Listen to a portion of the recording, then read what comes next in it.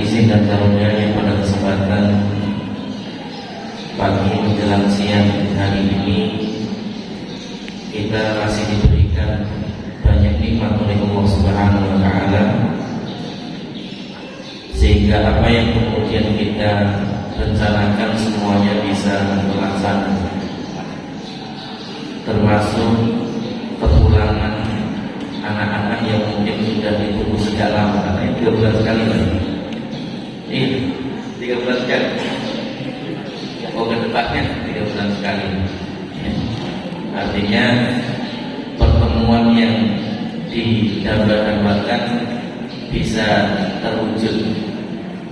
Itu bagi yang kemudian merasakan kebahagiaan dengan pertemuan itu. Karena ada kasus ketemu malah jadi sengsara. Ini bagian dari yang juga mungkin penting untuk kita jadikan sebagai renungan bagi kita bersama. Jangan sampai kemudian di rumah tangga kita ini orang tua ketemu anak itu bukannya senang tapi malah senang kalau ada orang Jawa. Ini yang penting untuk dihati-hati. Alhamdulillah ala kulli hal, mudah-mudahan apa yang kemudian direncanakan ini bisa menjadi salah satu di antara asbab kebaikan bagi bapak-bapak, ibu-ibu serta anak-anak sekalian, yang kemudian nanti bisa bersinergi dengan para asatidzah, sehingga kemudian nanti bisa sama-sama menjalankan pendidikan untuk anak-anak kita ini dengan sebaik dan semaksimal mungkin.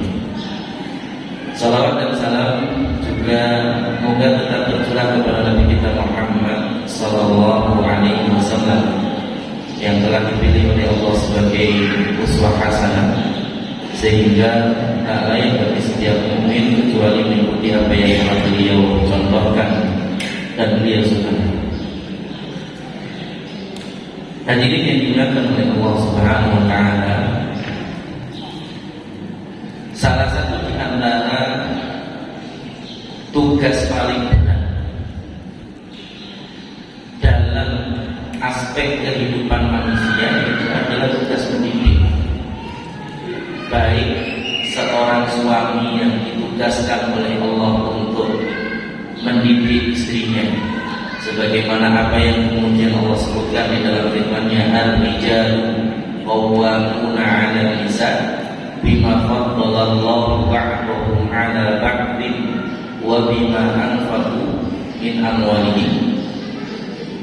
Termasuk hal yang paling utama yang menjadi tujuan pernikahan adalah bagaimana kita bisa mendidik anak-anak kita dengan baik, sehingga kemudian nanti menjadi asbab kita mendapatkan kebaikan di dunia dengan mendapatkan takdirnya, serta menjadi asbab kita mendapatkan kebaikan di akhirat dengan mendapatkan kedudukan yang tinggi di surga lantaran. Makanya nanti dalam banyak kesempatan Allah Subhanahu wa Ta'ala mengingatkan kita, sebagaimana apa yang kemudian disebutkan di dalam firman-Nya, A'udzubillahi minasyaitonir rajim, innama amwalukum wa auladukum fitnah wallahu 'indahu ajrun 'azim. Sesungguhnya harta kalian, anak-anak kalian itu adalah fitnah bagi kalian. Tapi kalimat berikutnya yang paling indah, wallahu 'indahu ajrun 'azim.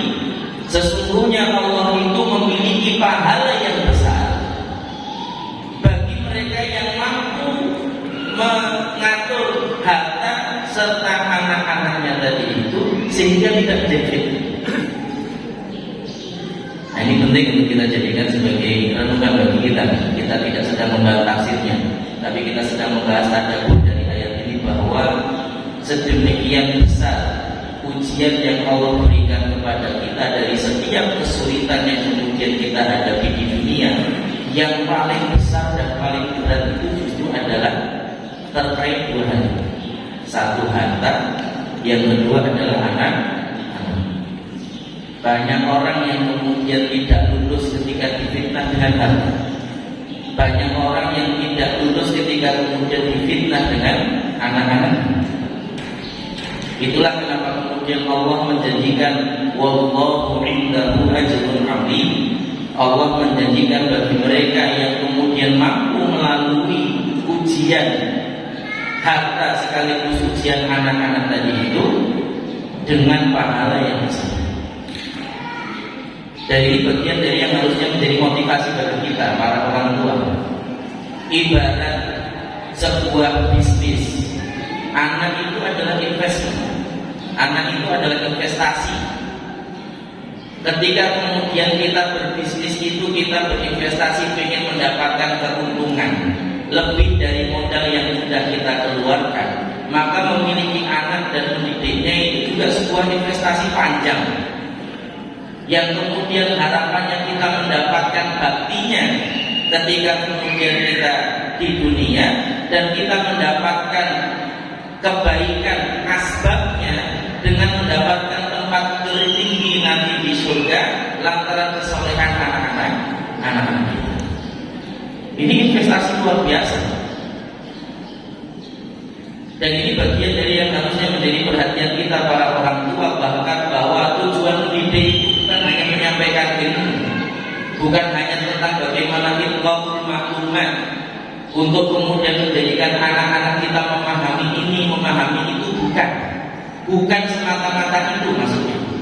Tapi tujuan yang paling utama adalah bagaimana menjadikan anak-anak kita tadi itu menjadi penerus kesolehan kita, menjadi penerus kebaikan-kebaikan kita, sehingga kemudian kita mendapatkan aliran pahalanya dan menjadikan kita mendapatkan kedudukan yang tinggi nanti di surga dengan doa-doanya. Makanya salah satu di antara apa yang disebutkan Nabi terkait dengan keuntungan investasi terhadap pendidikan anak adalah apa? Satu amalan yang tidak akan pernah terputus pahalanya meskipun kita sudah meninggal dunia. Wa waladun shalihun yad'u lahu. Anak soleh yang mendoakan kedua orang tuanya. Profesornya anak kita, doktoralnya anak kita, magisternya anak kita, atau sarjananya anak kita, itu tidak memberikan kebaikan apa-apa kepada kita sampai mereka kemudian mendoakan.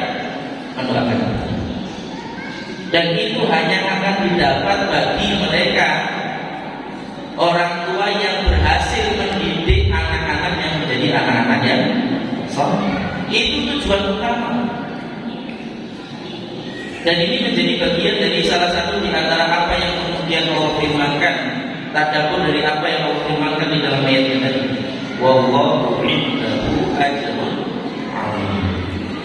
Allah memiliki pahala yang besar atas ini. Dan memang ujian anak itu memang luar biasa. Dulu waktu awal menikah berharap punya anak, yang nanti kalau punya anak punya rencana mau begini, mau begitu, mau begini, mau begitu teorinya. Ketika praktis Allah karuniakan anak kepada kita, kadang-kadang apa yang sudah diteorikan di awal itu berubah.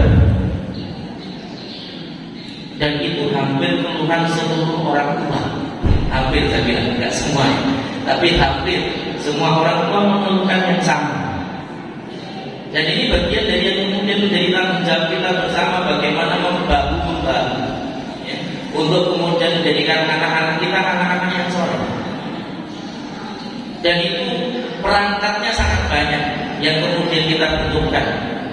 Sebagaimana dulu, bagaimana generasi salaf itu mereka melahirkan generasi-generasi yang luar biasa itu.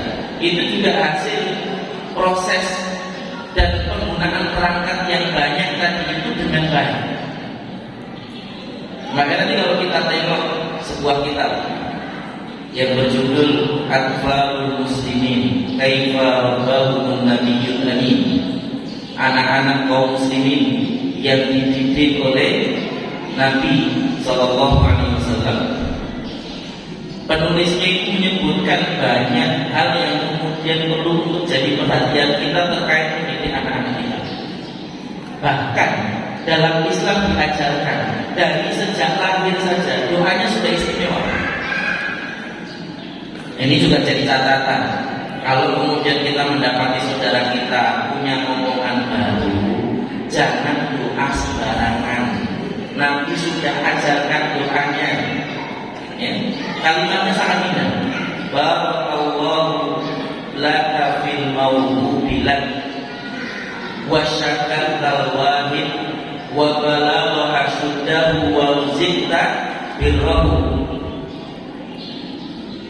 Semoga Allah memberkahi atas apa yang telah Allah karuniakan kepadamu, dan engkau mensyukuri yang telah memberimu.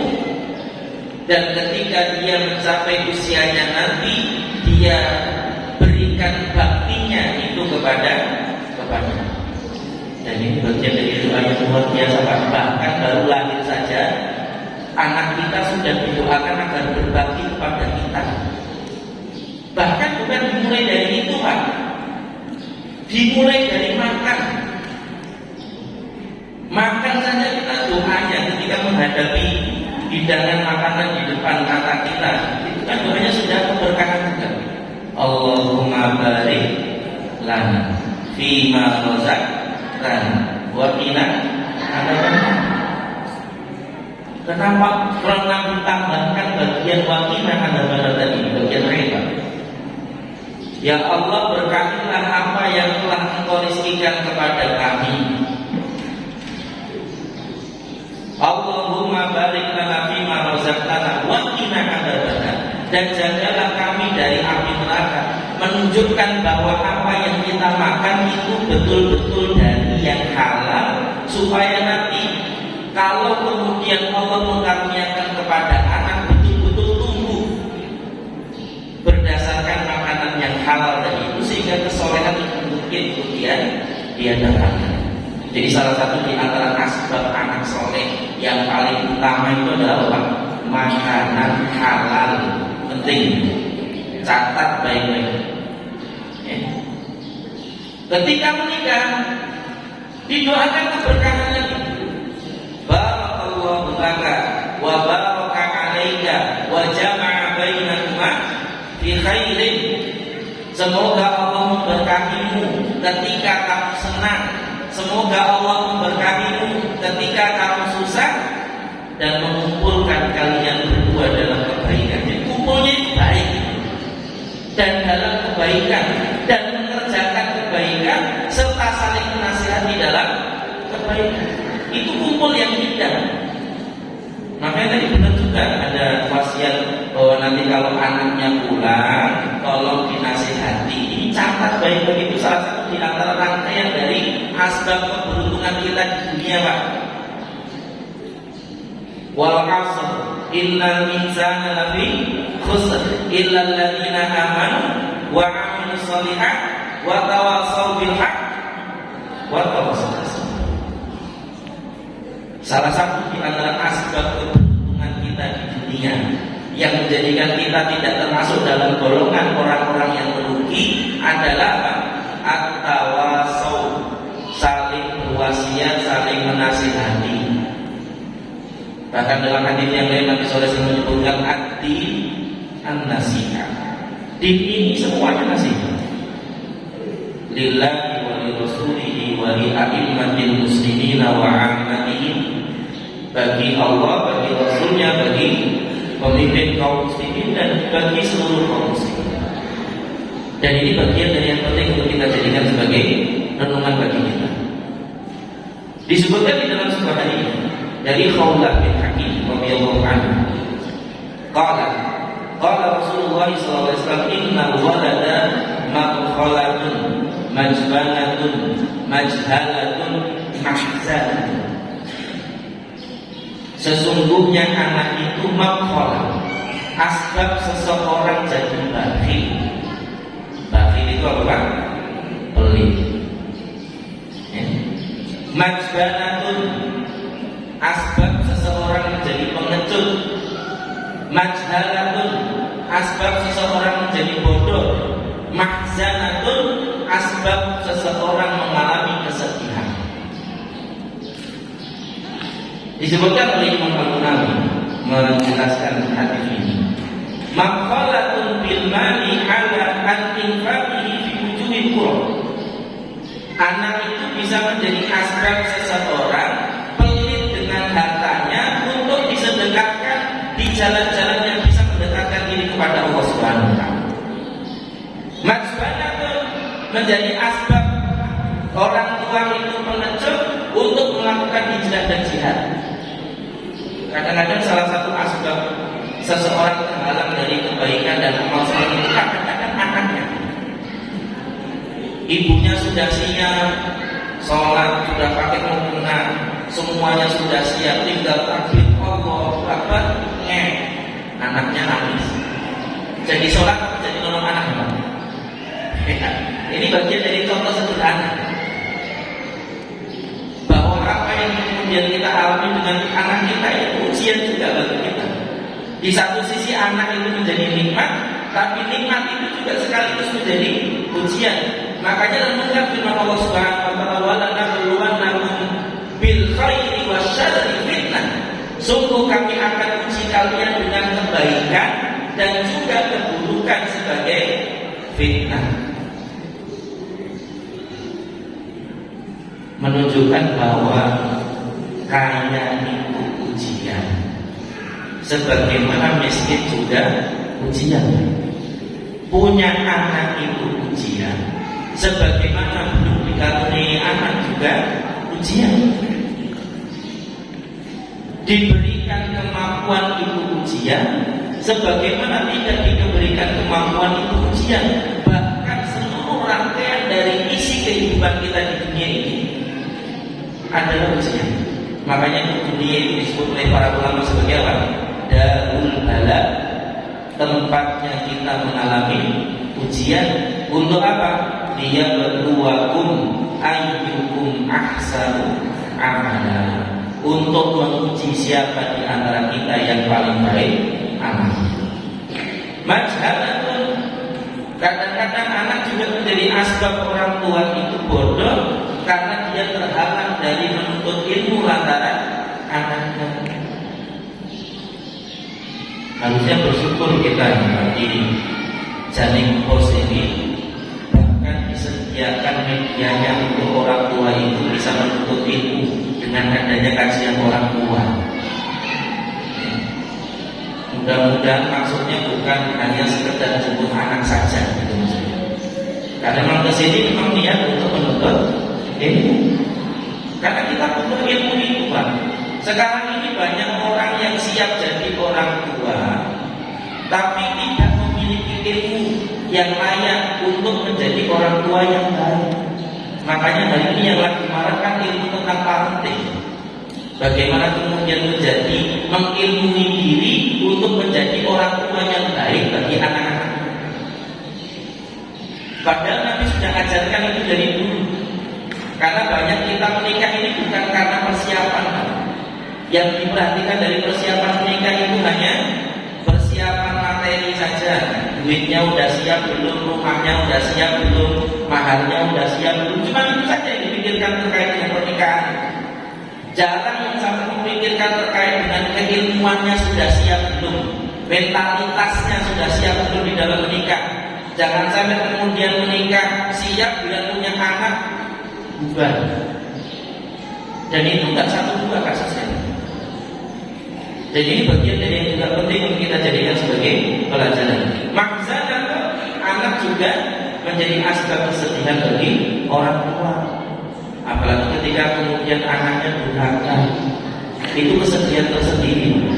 Kalau ada pepatah Jawa mengatakan, karena saya orang Jawa Pak, jadi saya tahu pepatah Jawa ya. Anak itu mikul dhuwur mendem jeruk. Bahwa anak itu bisa mengangkat kita tinggi sekali, sekaligus bisa menenggelamkan kita sedalam-dalamnya. Dan ini bagian dari yang juga penting untuk kita jadikan sebagai perhatian. Ada poin yang penting untuk diperhatikan bahwa manusia itu adalah letaknya salah dan lupa. Sebagaimana dulu bapak kita berbuat salah, Nabi Adam alaihissalam, maka anak-anak keturunannya juga berpotensi berbuat salah. Suami berpotensi berbuat salah, istri berpotensi berbuat salah. Orang tua berpotensi berbuat salah, anak juga demikian, berpotensi berbuat salah.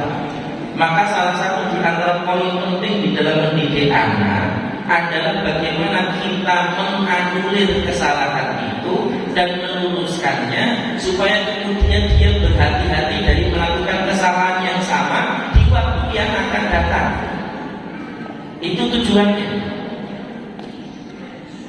Sedangkan hari ini banyak orang tua yang fokus hanya pada hukuman kalau kemudian mendapati anak berbuat salah. Anas bin Malik radhiyallahu anhu menyebutkan, anna Nabi sallallahu alaihi wasallam qala kullu ibni adam khata'un wa khairul khata'ina at-tawwabun.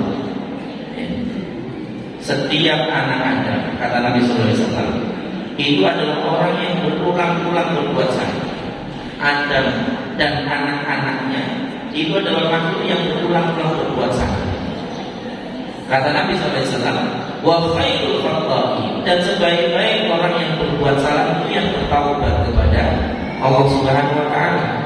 Maka penting bagi kita untuk memperhatikan bagaimana anak-anak kita itu bertaubat dari kesalahan, sehingga dia tidak mengulangi kesalahan itu di kemudian hari. Karena unsur taubat itu tiga minimal. Unsur taubat itu tiga minimal. Satu, menyesal. Ini unsur penting kan? Jangan sampai terjadi tobat sambal itu. Katanya kapok tapi besok ada sambal yang makan lagi gitu. Ya. Ini penting untuk dijadikan sebagai pelajaran. Menyesal itu unsur penting dalam taubat. Yang kedua, mengakui. Namanya salah, ngaku. Ini penting. Jadi kalau kemudian anak kita berbuat salah dan dia sudah mengakui, berarti dia sudah melakukan salah satu di antara unsur penting di dalam taubat ini. Dan yang ketiga adalah berjanji tidak mengulangi kesalahan itu di kemudian hari dan mengisi waktu-waktu di waktu yang akan datang itu dengan kebaikan-kebaikan. Makanya Nabi SAW mengatakan wa'ad bi'is sayyi'ata al-hasanata tamhuha, dan ikutilah perbuatan buruk itu dengan perbuatan baik di masa yang akan datang tadi itu, yang mudah-mudahan bisa menghapus kesalahan sebelumnya. Ini penting.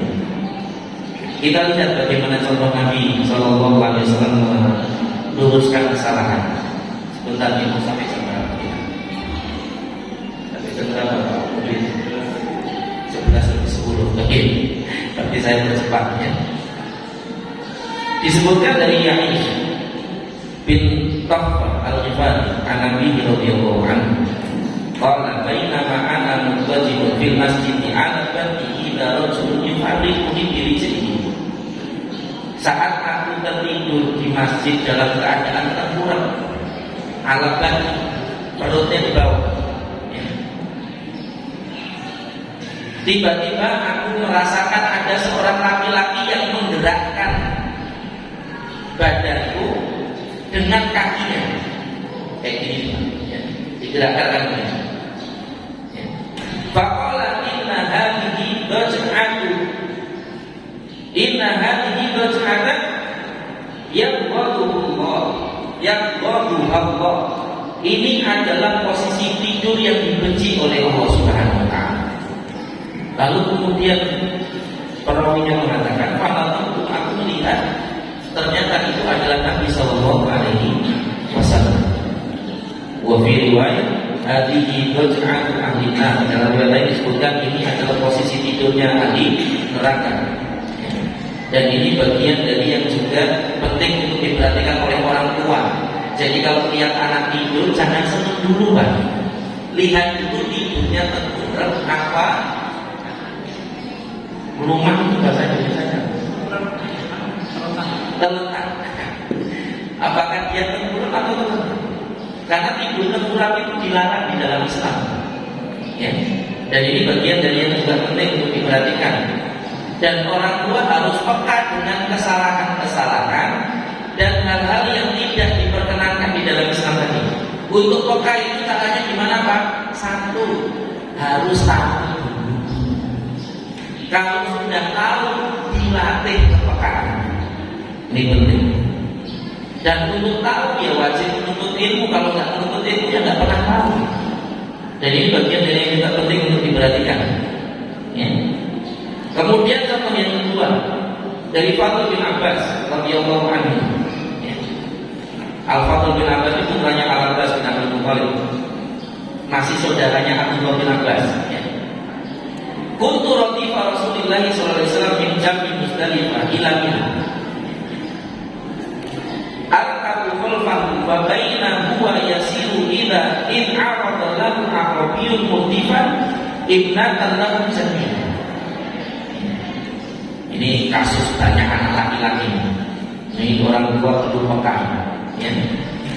Dari Fadl bin Abbas disebutkan, aku pernah bonceng Nabi.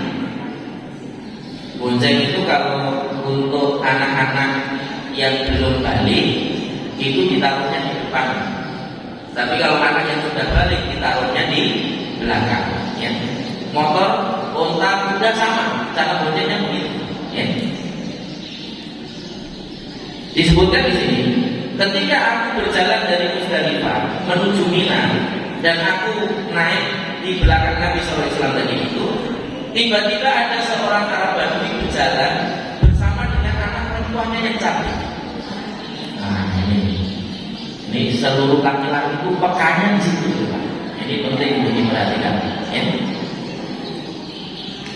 Wakana yusari, di mana kemudian dia itu berjalan beriringan gitu. Ya. Nabi jalan pakai kuda, Al-Fadl bin Abbas di belakangnya. Ini orang Arab Badui ini juga berjalan di sampingnya, berjalan beriringan. Fakuntu aku ilaiha, aku melihat wanita tadi, anak perempuannya tadi. Lalu kemudian Nabi melihatku, faqalla bawajhi an wajhiha. Kemudian apa ini Nabi? Ditengokkan. Jadi nengok ke sana, ditengok ke sana. Ya. Nengok ke sana, tengok ke sana. Sampai beberapa kali. Ya. Wa ana la antahi, dan aku tidak berhenti nengok lagi. Laki-laki ini, ya. Fitnahnya itu ada di matanya. Makanya hati-hati dengan mata. Jaga mata itu ya. Falam yazal yulabbi hatta rama jumratan aqaba. Dan Nabi tetap melakukan itu. Pokoknya setiap kali aku ditengokkan lagi, tengokkan lagi sambil lempar jumrah aqaba. Ya. Dalam disebutkan dalam riwayat Ibnu Khuzaimah disebutkan bahwa Nabi SAW bersabda, ya akhi, wahai anak saudaraku, inna hadza yaumu man ghadda fihi basaruhu wa hafidha farjahu wa lisanuhu fil ghadab. Nabi kemudian mengatakan kepada Al-Fadl bin Abbas yang saat itu sedang melaksanakan ibadah haji bersama Nabi tadi, mengatakan, wahai anak saudaraku, hari ini adalah hari diampuni dosa orang yang mau menjaga pandangannya, lisannya, dan juga kemaluannya. Apalagi haji yang suami istri aja nggak boleh tidur bareng. Ya. Dalam rangka berhati-hati. Makanya jamaah haji perempuan, jamaah haji laki-laki kan sering dipisah. Ya. Karena ada larangan ihramnya. Apalagi yang bukan siapa-siapa. Jaga mata, jaga hati. Karena dari mata turun ke hati. Itu masalahnya. Ya. Supaya hati terjaga, maka jaga pula matanya. Ya. Dan ini bagian dari yang juga penting untuk diperhatikan. Kemudian disebutkan lagi dalam sebuah riwayat dari Abu Umamah Al-Bahili, Aqbala Nabi sallallahu alaihi wasallam ma'ahu ulaman. Nabi suatu ketika pernah menemui Abu Umamah Al-Bahili tadi itu bersama dengan dua orang muda yang masih kecil. Bahwa ahaduhuma min aliyin. Lalu kemudian salah satunya diberikan kepada Ali. Ya. Sallallahu alaihi. Wa qala la tadribu fa inni nuhitu an darbi ahli sholati wa inni ra'aytuhu yusalli Lalu kemudian Nabi berpesan kepada Ali, janganlah engkau memukul budak ini, karena sesungguhnya aku dilarang untuk memukul ahli sholat, orang yang melaksanakan sholat. Wa inni ra'aitu yusolli mundu akbalna, dan aku melihat budak ini sholat sejak aku menemuinya pertama kali. Ini juga jadi catatan penting kan? Dalam hadis yang lain Nabi sallallahu alaihi wasallam juga menyebutkan, ya, wa'mur ibnaka bis sholati wa hum abna'u sab'i sinin. Perintahkanlah anak-anak kalian untuk melaksanakan sholat ketika mereka berusia 7 tahun. Wadribuhum 'alaiha wa hum ibnu 10 sinin. Ya. Dan pukullah mereka ketika sudah mencapai usia 10 tahun. Perhatikan kalimat ini. Perintahkanlah anak kalian sejak usia 7 tahun. 7 tahun itu usia berapa, Pak? Usia kapan? SD kelas 1.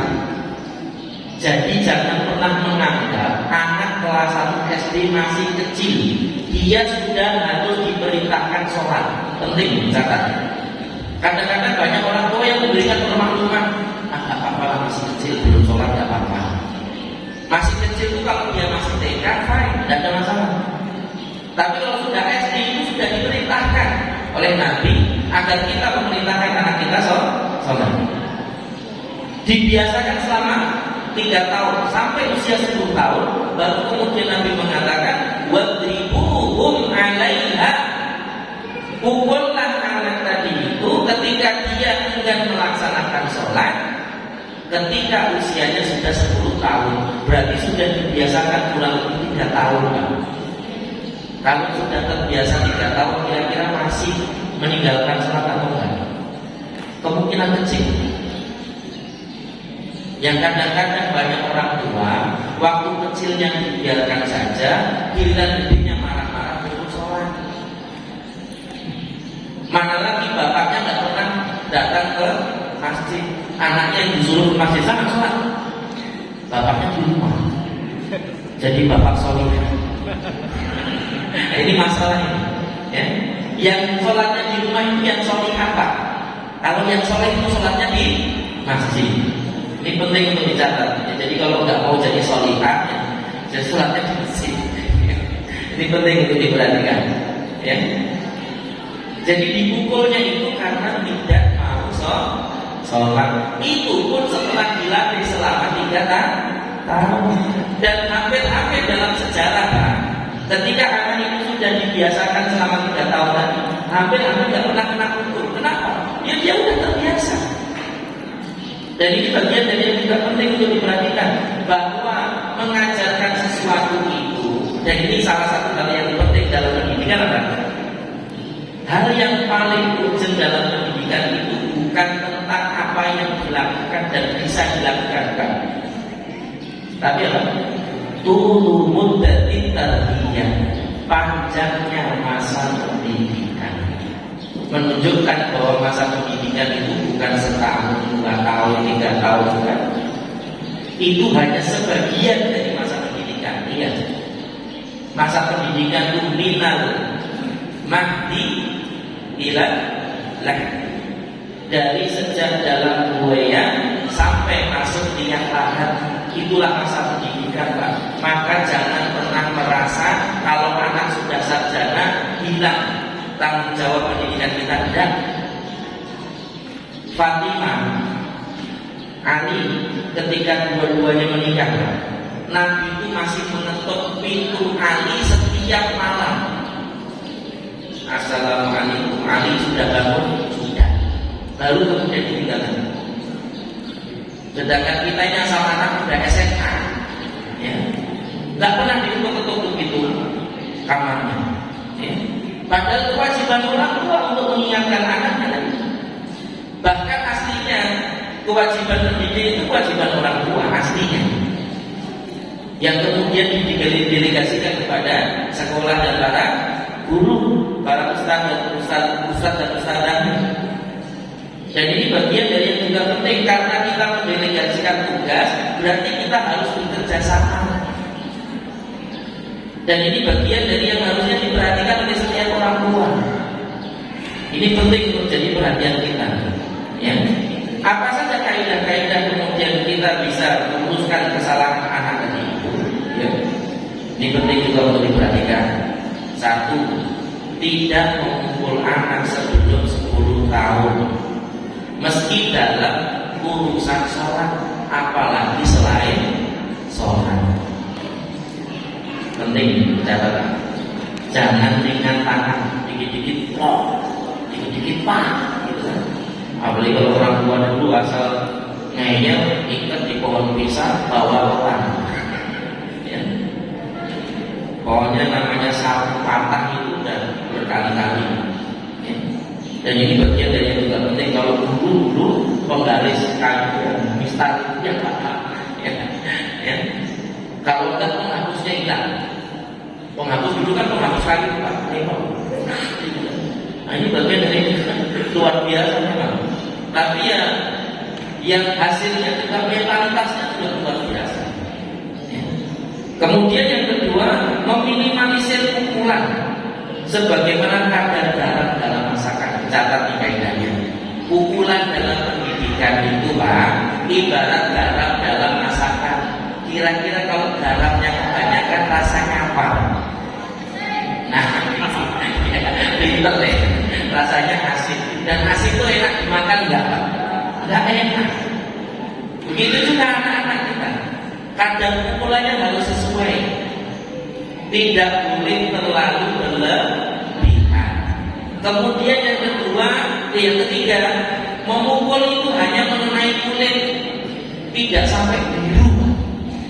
Ini penting. Dan caranya mukul biar kena kulit Pak, jangan diangkat. Plok.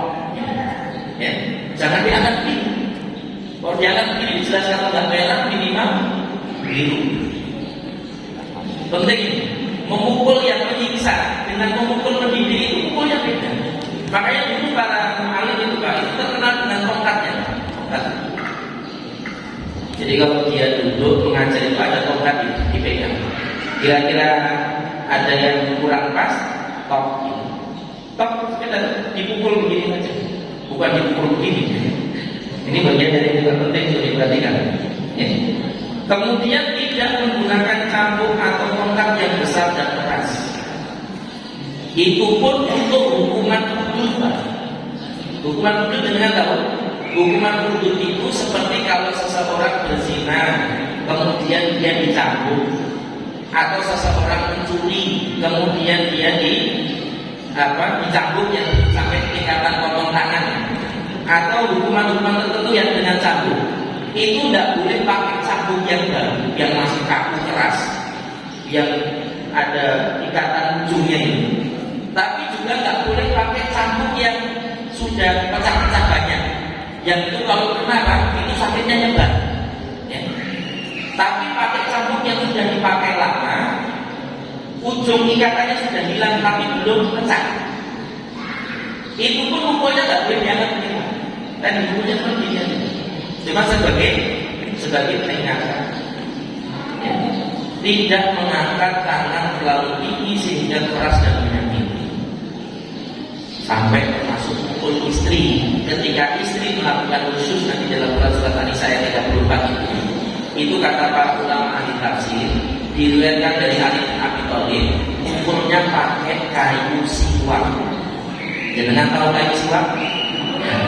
Dipukulnya kalau pakai itu, kalau mukul istri pakainya kayu siwak. Sebagian ulama yang lain mengatakan dipukul pakai bantal, tapi jangan diisi batu. Ini penting untuk diperhatikan. Itu bagian dari yang juga menjadi salah satu di antara hal yang penting untuk diperhatikan. Kaidah berikutnya adalah apa? Berhenti dari memukul ketika yang dipukulkan itu memohon untuk berhenti dengan nama Allah. Ya, wallahi tolong hentikan misalnya, menyebut nama Allah berhenti. Kecuali untuk kasus hukum itu tidak boleh berhenti, meskipun memohon dengan nama Allah. Karena hukum hudud itu juga adalah Allah. Ya. Kemudian yang berikutnya juga adalah tidak memukul pada bagian vital sehingga tidak berakibat fatal. Ya. mukul bagian muka, ya, mukul bagian kemaluan dan semisal dengan itu hati tidak boleh, ya. Kemudian yang berikutnya juga kaidahnya adalah tidak memukul kecuali anak telah melakukan kesalahan, pun menghukumnya dengan kelembutan dan kasih sayang, bukan dengan pukulan yang betul ini. Dan ini bagian dari yang juga penting untuk kita jadikan sebagai perhatian kita, karena dibatasi sampai jam 11:10, bisa sisakan 3 menit.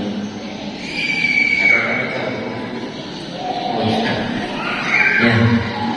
Monggo kalau ada yang kita ditanyakan, saya kembalikan kalau pada acara yang mengandung ini. Monggo.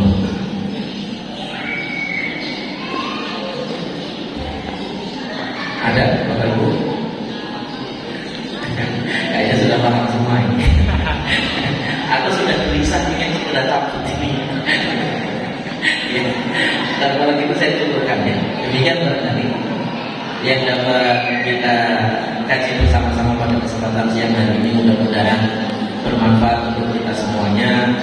Mudah-mudahan Allah karuniakan kepada kita anak-anak keturunan yang saleh sebagaimana yang kemudian dijanjikan oleh Allah Subhanahu wa taala bagi kita ketika kita mampu menjadi anak-anak kita menjadi anak-anak yang saleh, di mana Allah Subhanahu wa taala berfirman, walladzina amanu wattaba'atuhum dzurriyyatuhum biiman alhaqna bihim dzurriyyatahum wa ma alatnahum min 'amalihim min syai', kullu imrin bima kasaba. Dan mereka orang-orang yang beriman dan diikuti anak-anak keturunannya dalam keimanan, maka kami akan kumpulkan mereka kembali nanti di surga, dan kami tidak menyia-nyiakan amalan mereka sedikit pun. Kullu imrin bima kasaba. Setiap manusia itu tergadai dengan amalannya masing-masing. Dalam tafsirnya disebutkan ada anak yang mendapatkan derajat yang tinggi lantaran kesolehan orang tuanya, ada orang tua yang mendapatkan derajat yang tinggi di surga dikumpulkan bersama-sama dengan anaknya lantaran kesolehan anak-anaknya. Menunjukkan bahwa apa? Syarat masuk surga bersama-sama orang tua, anak sama-sama harus soleh. Sehingga untuk meraih kesolehan itu dibutuhkan keseriusan, membina diri, mensolehkan diri, sekaligus membina anak-anak agar kemudian menjadi anak-anak yang soleh. Mudah-mudahan yang sedikit ini bermanfaat bagi kita semuanya. Wabillahi taufiq wal hidayah. Mohon maaf atas salah kata, salah ucap, salah tingkah. Wassalamualaikum.